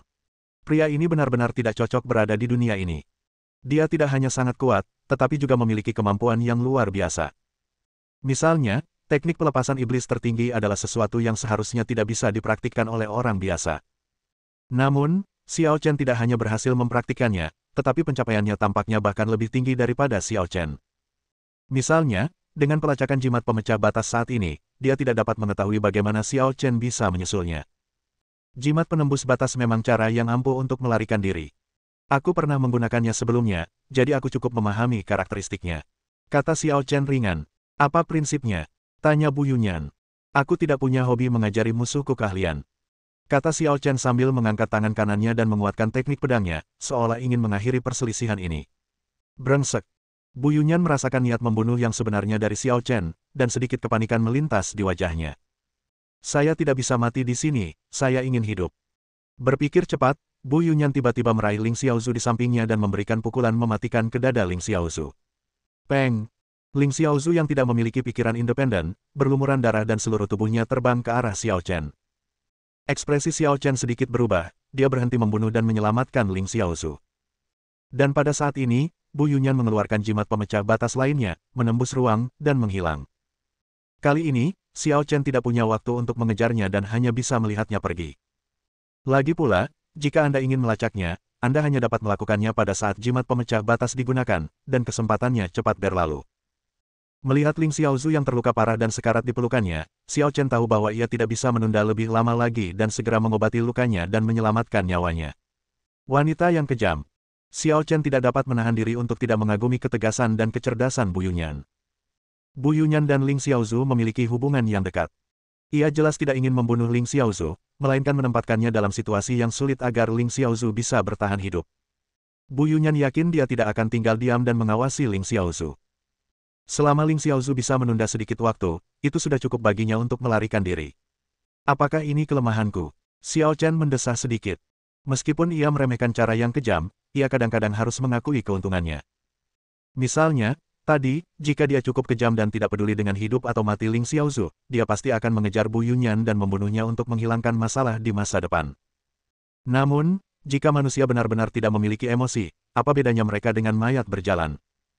Bagaimanapun juga, dia dan Ling Xiaozu sudah saling kenal, dan dia merasa tidak bisa tinggal diam dan melihat seseorang mati. Sedangkan untuk permasalahan Bu Yunyan, ia yakin akan ada peluang untuk menyelesaikannya di kemudian hari. Pihak lain tidak akan menerima kekalahan dan pasti akan kembali lagi. Jalan Agung, aku akan menunggumu. Xiao Chen melirik langit berbintang yang tak berujung, lalu menghilang bersama Ling Xiaozu yang terluka parah. Di ruang dalam, Yamata no Orochi masih menyendiri. Akan tetapi, saat menyadari kedatangan Xiao Chen, ia segera berhenti berlatih dan berkata sambil tersenyum nakal, "Wah, sudah lama kau tidak menjengukku, apa kau merindukanku? Kapan kau belajar bicara manis seperti itu? Bukankah itu menjijikkan?" Xiao Chen terdiam. Sejak mengikutinya, Yaki menjadi semakin cerdik, dan tidak ada jejak sikap dominannya yang tersisa. "Sial, aku cuma bercanda, ekmu rendah sekali." Ular besar Yaki menatapnya dengan jijik, lalu menatap Ling Xiaozu dalam pelukan Xiao Chen dan tertawa aneh, "Kenapa kau membawa seorang wanita? Apa kau mau bersamanya di sini?" Sebelum dia bisa menyelesaikan kata-katanya, Xiao Chen mengangkat tangannya dan menamparnya. Peng! Tubuh Yamata no Orochi yang sebesar gunung tidak sanggup menahan kekuatan dahsyat itu dan hancur berkeping-keping. "Jika kalian berani membuat lelucon seperti itu lagi, aku akan memenggal kepala kalian satu persatu." Xiao Chen memperingatkan. Ular besar Yaki menyadari bahwa Xiao Chen sedang dalam suasana hati yang buruk. Ia terbatuk kering dan berkata dengan serius, "Aku tidak bercanda. Wanita ini terluka parah dan perlu pemulihan. Tinggalkan saja dia di sini dan aku akan melindunginya untukmu." Xiao Chen mengabaikannya, menemukan ruang terbuka, menempatkan Ling Xiaozu di sana, lalu merapal mantra untuk membentuk lingkaran di sekelilingnya untuk melindunginya. Ular besar Yaki melotot dan berkata dengan marah, "Nak, apa maksudmu dengan ini? Apakah lingkaran ini digunakan untuk melindungiku? Ini adalah ruang batin Xiao Chen. Kecuali Xiao Chen mengizinkan orang masuk, orang luar tidak akan pernah bisa masuk ke sini. Tempat ini sangat aman. Jadi jelaslah bahwa lingkaran Xiao Chen hanya dapat digunakan untuk menangkalnya. Lagi pula, Kamu punya rekam jejak yang buruk di masa lalu, jadi aku tidak bisa sepenuhnya mempercayaimu. Kata Xiao Chen acuh tak acuh. Sial, kau benar-benar membuatku kesal. Aku mau putus denganmu. Yaki berbalik dengan marah, mengabaikan Xiao Chen. Kata-kata ini terlalu menyakitkan, tidak bisakah kamu lebih bijaksana? Xiao Chen tidak repot-repot memperhatikannya dan berkata, jaga dia baik-baik. Jika dia punya masalah, segera beritahu aku. Tergantung suasana hatiku. Gumam Yaki. Xiao Chen percaya bahwa Yaki hanya mengatakan ini dan tidak berani menyembunyikannya, jadi dia meninggalkan ruang batin dengan tenang. Kembali ke alam semesta yang tidak diketahui, Xiao Chen bingung. Sepertinya aku tersesat lagi. Aku tidak tahu berapa lama lagi aku akan menemukan jalan kembali kali ini. Xiao Chen tidak berdaya. Dia datang ke sini mengikuti jimat pendobrak batas dan sama sekali tidak mengenal lokasi itu. Alam semesta begitu luas dan tak terbatas, dan dunia yang dikenalnya masih terlalu kecil. Dan jarak yang jauh bukanlah masalah utamanya. Masalahnya adalah tidak ada arah, tidak ada koordinat, dan dia tidak tahu harus kemana. Mari kita lihat-lihat dulu, siapa tahu ada planet yang dihuni manusia. Ayo, kita cari tahu arah. Bab 768. 3 bulan kemudian, di atas planet biru seperti bumi, seorang pemuda berpakaian putih berdiri di udara, menghadap seluruh planet. Ini planet keempat yang dihuni peradaban manusia. Kalau kita tidak mendengar kabar lagi. Setelah terbang di alam semesta selama 3 bulan, Xiao Chen masih belum dapat menemukan jalan kembali, dan bahkan lebih bingung dari sebelumnya. Dalam 3 bulan, ia menemukan 3 planet dengan jejak aktivitas manusia, tetapi tanpa kecuali, semuanya adalah planet dengan peradaban tingkat rendah. Ketiga planet itu bahkan tidak sebaik bumi. Belum lagi jalur kultivasinya, bahkan prajurit kuno pun tidak ada, dan teknologinya pun belum berkembang. Sepertinya ada seorang kultivator di sini. Semoga ada kabar baik. Saat dia berbicara sendiri, sosok Xiao Chen melintas dan terbang ke planet itu. Blue Moon, sebuah planet tempat seni bela diri dan teknologi maju beriringan, telah membuat prestasi luar biasa dalam penjelajahan alam semesta. Ribuan tahun yang lalu, bintang bulan biru telah mampu membuat pesawat ruang angkasa dengan kecepatan di bawah kecepatan cahaya, dan menemukan banyak planet di sekitarnya yang cocok untuk dihuni manusia, dan mulai berkembang dan berkoloni keluar. Saat ini, Blue Moon Star telah menjadi pusat bidang bintang terdekat. Blue Moon Star berbeda dari bumi. Meskipun merupakan kota modern, Blue Moon Star adalah negara monarki konstitusional. Seluruh bintang bulan biru sangat bersatu dan kekuatan kekaisaran berkuasa di sini, dan tidak ada seorang pun yang berani menentang. Pada saat ini, di Biro Pertahanan Luar Angkasa Blue Moon, beberapa perwira militer senior sedang minum teh pagi dan mengobrol. Hanya ada satu kaisar di bintang bulan biru, dan ia adalah penguasa wilayah bintang di dekatnya. Tidak ada yang berani menyerang, jadi Biro Pertahanan Antariksa sebenarnya hanyalah departemen simbolis, dan tugasnya sangat mudah. Wah, sepertinya hari ini adalah hari pertarungan penentuan antara dua pendekar pedang. Aku ingin sekali menontonnya, tapi sayangnya Jenderal tidak mengizinkan. Kata satu-satunya perwira perempuan muda dengan raut wajah menyesal. Sarah, sebenarnya, kalau kamu mau nonton pertempuran, kamu tinggal minta izin langsung ke Yang Mulia. Aku yakin Jenderal akan setuju. Kata seorang pria parubaya berseragam militer formal sambil tersenyum. Ya, bukankah Yang Mulia selalu mencintaimu? Sebagai seorang ayah, beliau pasti tidak menyadari kekagumanmu terhadap kedua orang suci pedang itu. Seru rekan lainnya. Ngomong-ngomong, Sarah, kenapa kau tidak jadi murid kedua master pedang itu? Malah, kau bergabung dengan Biro Pertahanan Luar Angkasa kami. Ini cuma kerjaan iseng di sini, tinggal menunggu ajal. Kau tidak akan menghadapi peristiwa besar apapun dalam ratusan tahun. Mendengar ini, perwira wanita muda yang cantik itu mengerutkan bibirnya dan berkata, ayahku bilang perempuan tidak boleh menghabiskan seluruh waktunya untuk berperang dan membunuh. Dia menyuruhku untuk mendapatkan posisi militer lalu mencarikan jodoh yang cocok untukku. Kekuasaan kekaisaran dan demokrasi hidup berdampingan di bintang bulan biru. Kekuasaan kekaisaran menghormati keadilan rakyat, dan rakyat menghormati kekuasaan kekaisaran. Mungkin ada hierarki dalam etiket, tetapi pada kenyataannya, semua orang setara. Sekalipun Anda anggota keluarga kerajaan, Anda tidak boleh menindas orang lain dengan memanfaatkan kekuasaan dan tidak berbuat apa-apa. Sebaliknya, Anda harus berbuat lebih dari orang biasa dan memberi contoh. Misalnya, Sarah adalah putri dari Blue Moon Star, yang sangat dicintai oleh kaisar. Namun, tidak peduli seberapa besar ia memanjakannya, sang kaisar juga sangat ketat padanya dan mengatur agar dia bekerja di Biro Pertahanan Luar Angkasa. Lagi pula, di antara perwira Badan Pertahanan Antariksa, dialah yang pangkatnya paling rendah, dan semua yang hadir memiliki pangkat militer lebih tinggi darinya. Puff! Seseorang tak kuasa menahan tawa. Sarah, kurasa rencana Yang Mulia memang hebat. Lelucon apaan? kata Sarah dengan raut wajah tertekan. Aku tidak mau menikah terlalu dini. Aku ingin menekuni seni bela diri. Seperti dua pendekar pedang hebat itu, aku bisa terbang tinggi dan mengendalikan angin, hujan, guntur, dan kilat dengan kekuatanku sendiri, tanpa bantuan apapun. Itu sangat sulit. Sepanjang sejarah, berapa banyak orang yang mampu mencapai level kedua orang suci pedang? Ya, tapi konon kedua orang suci pedang itu diajari oleh guru yang sama.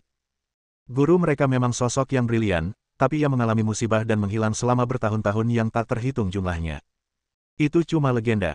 Siapa yang tahu benar atau tidak? Kedua pendekar pedang belum menjelaskan apapun secara terbuka, jadi kita anggap saja itu hanya cerita. Ngomong-ngomong, Sarah, kamu belajar bela diri sendiri. Berapa levelmu sekarang? Mendengar ini, Sarah berkata dengan nada bangga, aku sekarang berada di tingkat ke-9 alam yang diperoleh. Aku hanya selangkah lagi mencapai alam roh bela diri bawaan. Tingkat ke-9 dari alam yang diperoleh. His Sarah, bagaimana mungkin kau bisa membuat kemajuan pesat dalam seni bela diri meskipun mempelajarinya sendiri? Aku khawatir hanya Jenderal Agung, Raja Bela Diri, yang bisa melampauimu di sini. Jenderal Agung juga seorang pejuang di masa mudanya. Kini, kultivasinya telah mencapai tingkat yang lebih tinggi, mencapai ranah Raja Bela Diri. Meskipun masih jauh lebih rendah daripada kedua orang suci pedang, ia masih bisa dianggap sebagai ahli bela diri. Jenderal, izinkan saya memberitahu Anda, Sarah telah mencapai kesuksesan besar dalam seni bela diri otodidak, yang menunjukkan bakatnya yang luar biasa. Keputusan yang mulia untuk melarangnya belajar seni bela diri tidak diragukan lagi merupakan kesalahan. Jangan khawatir, aku akan mencari cara agar ayahku mengizinkanku belajar bela diri di masa depan. Sarah sepertinya sudah memikirkannya sejak lama dan berkata dengan percaya diri. Pada saat ini, ledakan alarm merah yang keras terdengar dari ruang alarm dengan frekuensi yang sangat cepat. Peringatan merah, apa yang terjadi? Ekspresi semua orang yang hadir berubah. Peringatan merah hanya muncul beberapa kali dalam sejarah Blue Moon Star, dan ini adalah pertama kalinya mereka menemuinya selama masa jabatan mereka. Sepertinya sesuatu yang besar telah terjadi, pergilah dan periksa. Beberapa orang tidak berani mengabaikannya dan bergegas ke ruang pengintaian luar angkasa dan ruang komando dan kembali ke pos masing-masing. Tuan, kami mendeteksi adanya objek tak dikenal yang menyerang. Objek itu telah melewati atmosfer dan memasuki wilayah udara Blue Moon Star. Lapor seorang bawahan. Mengapa tidak mencegat? Tanya petugas setengah baya itu dengan sungguh-sungguh. Maaf, Pak, mereka bergerak terlalu cepat dan tidak menentu. Peralatan kami tidak bisa menemukan mereka dengan akurat, jadi kami tidak bisa mencegat mereka. Tidak bisa mencegat. Petugas parubaya itu mengerutkan kening. Biro Pertahanan Antariksa memiliki peralatan militer tercanggih dan tercanggih di Blue Moon Star. Bagaimana mungkin mereka tidak menemukan pihak lawan? Tunggu. Pak, benda itu sudah berhenti. Seorang operator dengan komunikator melapor kembali. Deteksi informasi detail segera. Ya. Operator bekerja cepat pada instrumen presisi itu dengan keterampilan yang hebat. Tak lama kemudian, ia melaporkan lagi. Perkiraan awal, itu manusia, saat ini melayang di ketinggian 10.000 meter. Langkah selanjutnya, mohon beri instruksi. Apa? Manusia. Pesan ini mengejutkan semua orang di ruangan itu. Seorang manusia menyerbu bintang bulan biru dan mampu berdiri 10.000 meter di udara. Kemampuan macam apa ini? Komandan, apa yang harus kita lakukan? Ini adalah pertama kalinya semua orang menghadapi situasi seperti ini, dan mereka bingung harus berbuat apa. Pada saat ini, seorang pria tua yang agung berjalan memasuki ruang komando. Jenderal. Semua orang memberi hormat dan sangat hormat kepada orang tua itu. Aku tak menyangka akan menemui hal aneh seperti itu sebelum pensiun. Pria tua yang agung itu berjalan ke depan meja komando dan mengamati dengan saksama informasi yang ditampilkan di komputer. Setelah jeda dan perenungan yang panjang, lelaki tua itu tampaknya telah mengambil keputusan. Ia tiba-tiba berteriak, luncurkan bom energi hipernuklir segera dan bunuh targetnya. Bab 769. Bom energi hipernuklir. Sarah, petugas setengah baya, dan semua orang yang hadir menahan napas saat mendengar ini. Bom energi supernuklir adalah senjata mematikan tercanggih yang tersedia saat ini di Blue Moon Star. Dalam sebuah percobaan, bom ini pernah menghancurkan sebuah planet tak berpenghuni di dekat Blue Moon Star hanya dengan satu tembakan. Terlebih lagi, bom energi hipernuklir memiliki kemampuan pelacakan. Begitu ia mengunci target, kemanapun target melarikan diri, ia pada akhirnya akan tertangkap dan dihancurkan. Dapat dikatakan bahwa bahkan jika dua ahli pedang terkuat di dunia menjadi sasaran bom energi supernuklir, mereka pasti akan mati. Namun, karena bom energi hipernuklir terlalu merusak dan mahal untuk diproduksi, ia merupakan senjata terlarang di Blue Moon Star dan dilarang digunakan kecuali terjadi krisis kepunahan. Badan Pertahanan Antariksa hanya memiliki satu bom energi hipernuklir untuk dikerahkan. Oleh karena itu, meskipun orang tua itu adalah komandan tertinggi di sini, semua orang ragu-ragu lagi dan lagi. Jenderal, apakah Anda ingin mempertimbangkannya kembali, atau melapor kembali kepada Yang Mulia terlebih dahulu dan menunggu Yang Mulia mengambil keputusan? Usul perwira paruh baya itu. Bom energi supernuklir itu sangat penting. Jika menimbulkan konsekuensi yang merugikan, tak seorang pun di sini sanggup menanggung akibatnya. Bahkan para jenderal yang berjasa besar bagi Blue Moon Star kemungkinan besar akan diturunkan pangkatnya atau bahkan diberhentikan dari jabatan mereka. Itu hanya akan menunda kesempatan kita. Seperti yang kau tahu, kecepatan penyusup tadi terlalu tinggi untuk dideteksi instrumen kita. Kalau dia bergerak lagi, kita tidak akan bisa berbuat apa-apa. Tapi kita tidak tahu niat pihak lain. Mungkin mereka tidak punya permusuhan terhadap kita. Chell, kenapa kau masih begitu naif? Ini bukan lagi soal permusuhan. Kehadiran para penyerbu ini sudah cukup mengancam stabilitas Blue Moon Star. Apapun niat mereka datang ke Blue Moon Star, solusi terbaik adalah menghancurkan mereka segera. Lebih baik membunuh seseorang karena kesalahan daripada membiarkannya pergi, untuk menghilangkan masalah di masa depan selamanya, inilah cara yang mulia. Ini, petugas setengah baya itu ragu-ragu. Baiklah, berhenti bicara dan segera laksanakan perintah itu. Kata lelaki tua itu dengan nada yang tidak memungkinkan untuk dibantah. Setelah perintah diberikan, semua orang akhirnya berhenti ragu-ragu dan segera membuat serangkaian pengaturan. Laporkan, bom energi hipernuklir telah dirakit. Laporkan, radar pintar mengunci target, mohon instruksikan kami apakah akan segera menembak. Luncurkan sekarang. Bom energi hipernuklir diluncurkan dengan sukses dan diperkirakan akan mengenai sasaran dalam waktu 10 detik. 10, 9, 8. Di ruang komando, semua orang menatap konter di layar, jantung mereka berdetak kencang. Terbiasa dengan kehidupan yang stabil dan malas, mereka tidak pernah membayangkan bahwa suatu hari mereka secara pribadi akan memimpin dan menyaksikan peluncuran bom energi supernuklir. Mereka tahu bahwa bahkan jika bom energi hipernuklir berhasil membunuh target, mereka akan menghadapi opini publik dan tuduhan yang tak terhitung jumlahnya. Sebab, meskipun ditembakkan dari ketinggian, dampak ledakannya tetap akan terasa di bintang bulan biru, bahkan bisa memicu tsunami atau gempa bumi dahsyat. Jangan khawatir, aku akan bertanggung jawab penuh atas segala konsekuensinya. Pria tua itu menatap layar lebar dan berkata dengan sungguh-sungguh. Oh, kamu yakin mampu membelinya? Tiba-tiba, suara acuh tak acuh terdengar, dan tekanan tak terlihat tiba-tiba datang, membuat semua orang di ruang komando ketakutan. Bip, bip, bip. Alarm, target hilang. Target hilang. Peluncuran bom energi hipernuklir gagal, program disintegrasi penghancuran diri diaktifkan. Di layar besar, penghitung tiba-tiba berhenti. Komputer pengendali tembakan yang meluncurkan bom energi hipernuklir juga mengalami malfungsi, berulang kali mengeluarkan peringatan, target hilang. Bagaimana? Ini mungkin. Bom energi hipernuklir adalah senjata pelacak. Setelah mengunci target, target tidak akan bisa melarikan diri. Hilangnya target menyebabkan kegagalan fungsi, yang belum pernah terjadi dalam sejarah. Teknologi Anda cukup bagus, tetapi prosedurnya masih rumit dan perlu ditingkatkan. Suara acuh tak acuh itu terdengar lagi, dan ditambah dengan kegagalan aneh peluncuran bom energi supernuklir, semua orang merasa menyeramkan. Siapa yang main-main? Sang raja bela diri, lelaki tua itu, meledak dengan semangat dan berteriak dengan suara berat, keluar. Aku akan melakukan hal yang sama bahkan jika kau tidak memberitahuku. Begitu dia selesai berbicara, kehampaan berubah, dan seorang pemuda berpakaian putih muncul entah dari mana dan mendarat di ruang komando dengan ekspresi acuh tak acuh. Ketika semua orang melihat ini, ekspresi mereka tiba-tiba berubah. Muncul begitu saja, apa sebenarnya metode ini? Kau, siapa kau? Sarah menatap Xiao Chen. Selain gugup, ada juga sedikit rasa ingin tahu. Xiao Chen tampak lebih muda darinya, dan dia memiliki wajah yang tampan dan temperamen yang tak terlukiskan. Meskipun perilakunya agak aneh, sulit untuk mengaitkannya dengan kata berbahaya. Xiao Chen melirik Sarah dan mengabaikannya. Tatapannya langsung tertuju pada lelaki tua itu dan bertanya dengan ringan, kau seharusnya menjadi pejabat tertinggi di sini, kan? Orang tua itu tidak berkata apa-apa setelah mendengar ini, matanya berkilat, dan dia tiba-tiba mengumpulkan tenaganya dan meninju, menyerang Xiao Chen dalam upaya untuk membunuhnya secara tiba-tiba. Melihat hal ini, Xiao Chen menggelengkan kepalanya tanpa daya, tanpa menghindar atau menghindar, membiarkan tinju itu mengenai dadanya, setenang batu. Di sisi lain, lelaki tua itu terkena kekuatan yang sangat besar dan mundur 7 atau 8 langkah dengan suara, bang. Umum. Ketika semua orang melihat ini, mereka langsung menjadi tegang dan ingin bergegas maju. Tetapi ketika mereka melihat mata Xiao Chen berkilat dan tekanan yang amat besar menyebar, semua orang merasa seolah-olah ada gunung yang menekan mereka, membuat mereka sulit bernapas, apalagi bertarung dengan Xiao Chen. Jangan bersemangat, aku tidak punya niat jahat padamu, aku hanya di sini untuk mencari informasi.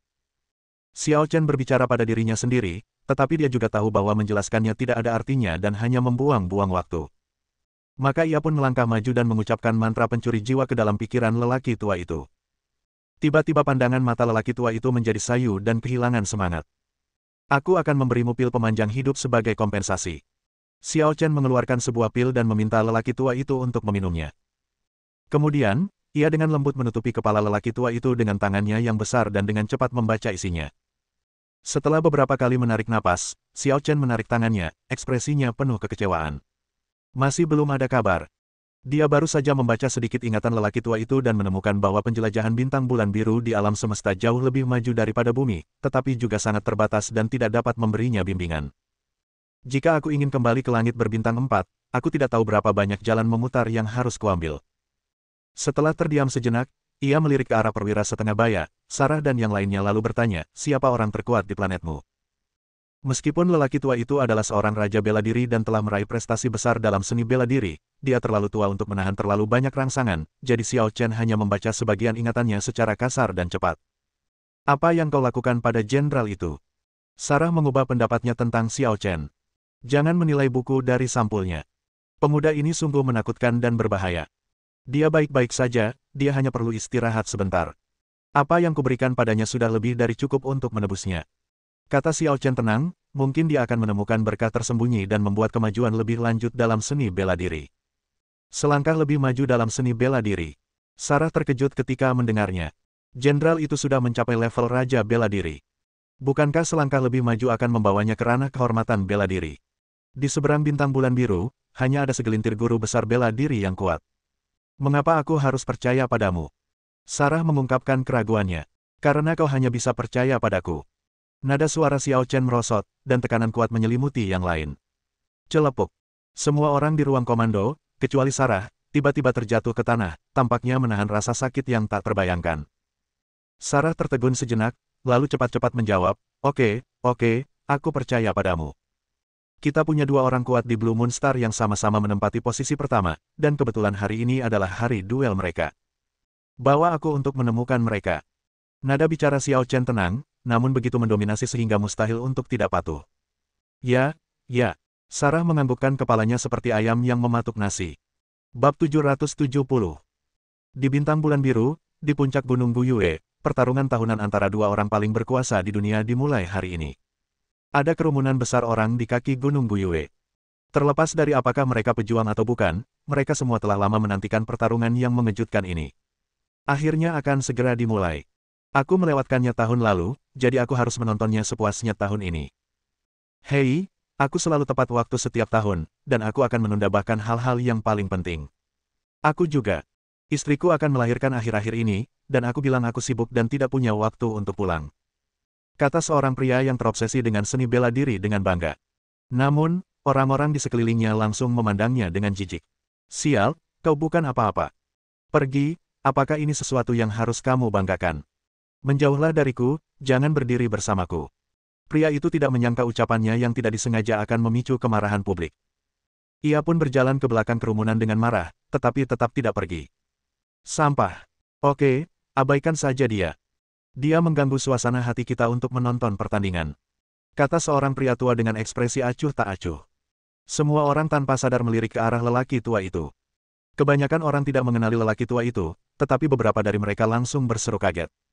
Apakah Anda senior Chen Jiang? Seseorang bertanya ragu-ragu. Chen Jiang. Mungkinkah Chen Jiang, salah satu dari 10 pendekar bela diri terhebat di dunia? Ya Tuhan, seorang guru bela diri. Satu batu dapat menimbulkan 1000 riak.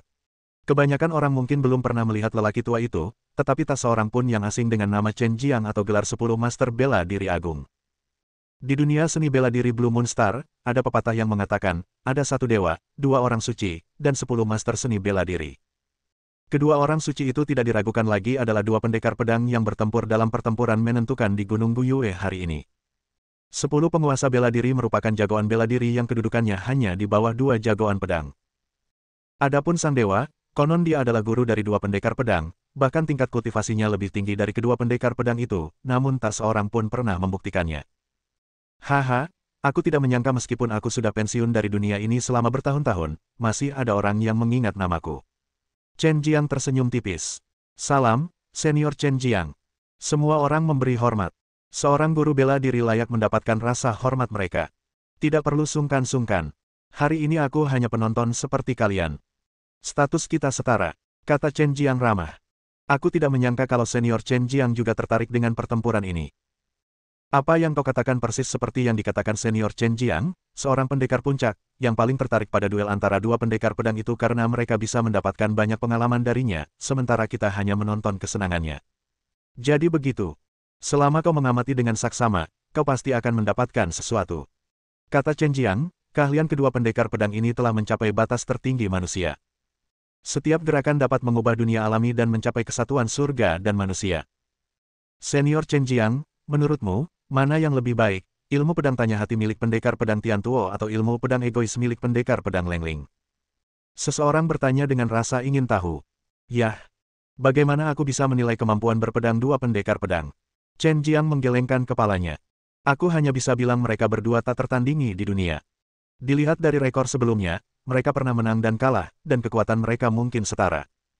Soal hasil pertandingan hari ini, semuanya tergantung siapa yang tampil lebih baik, atau siapa yang membuat kemajuan terbesar tahun ini. Memang, kedua pendekar pedang berlatih setiap tahun. Menang atau kalah itu urusan belakangan.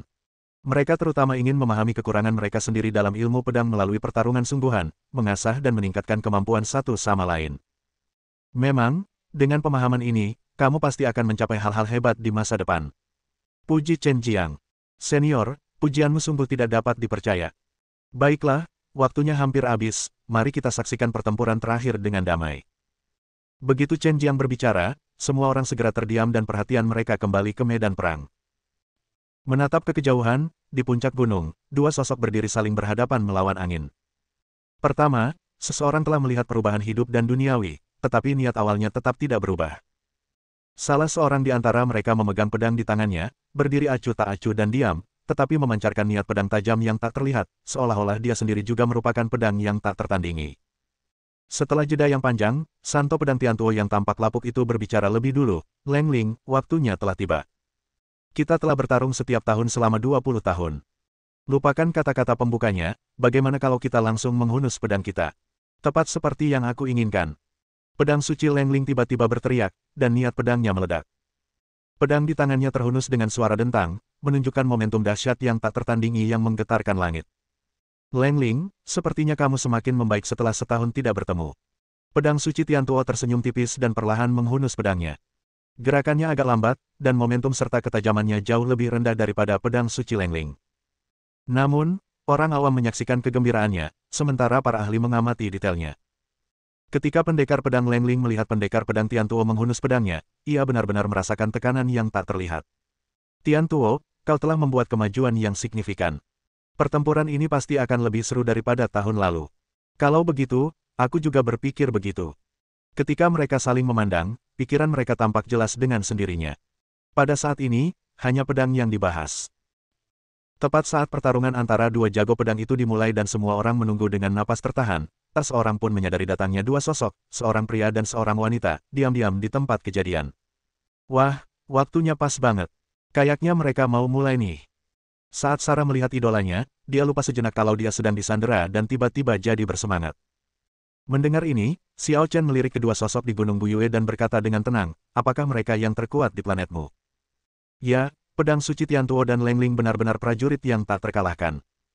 Salah satu dari mereka bisa dengan mudah melawan pasukan 10.000 orang, dan pedang mereka mampu menahan senjata api. Kata Sarah dengan wajah memerah. Bahkan ayahku sangat menghormati mereka. Ayah, apakah Anda seorang putri? Xiao Chen terkejut. Tidak ada yang istimewa tentang menjadi seorang putri.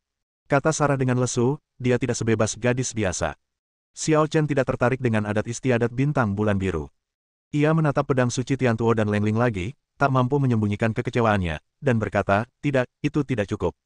Apa yang kurang? Tanya Sarah bingung. Seni bela diri planetmu seharusnya tidak sebegitu terbelakangnya. Pasti ada orang yang lebih kuat dari mereka. Nada bicara Xiao Chen sangat mengiyakan. Ketika dia tiba di bintang bulan biru, dia samar-samar mendeteksi aura yang sangat misterius, yang menunjukkan bahwa ada guru-guru yang sangat kuat di planet ini. Tiantuo dan Lengling tidak lemah, tetapi mereka tidak ada hubungannya dengan aura misterius itu dan bukanlah orang yang dicarinya. Apakah yang kau maksud adalah guru dari dua pendekar pedang? Tanya Sarah. Tuan, hati Xiao Chen tergerak. Yah, rumornya kedua pendekar pedang itu bersaudara dan memiliki guru yang sama. Di dunia bela diri, ada pepatah, satu dewa, dua pendekar pedang, dan 10 pendekar pedang, dan satu dewa adalah guru bagi keduanya. Sarah berkata, lalu berhenti sejenak, tapi itu hanya rumor. Tidak ada yang tahu apakah itu benar atau tidak, dan kedua pendekar pedang itu tidak pernah menanggapinya secara langsung. Kalau begitu, kita harus naik dan bertanya. Xiao Chen mulai tertarik pada kedua tuan itu. Tunggu, tidak bisakah kita menunggu sampai kedua orang dewasa itu menyelesaikan duel mereka sebelum pergi? Sarah membujuk. Aku tidak punya kesabaran itu. Kata Xiao Chen ringan, dan sosoknya menghilang begitu saja. Bersambung.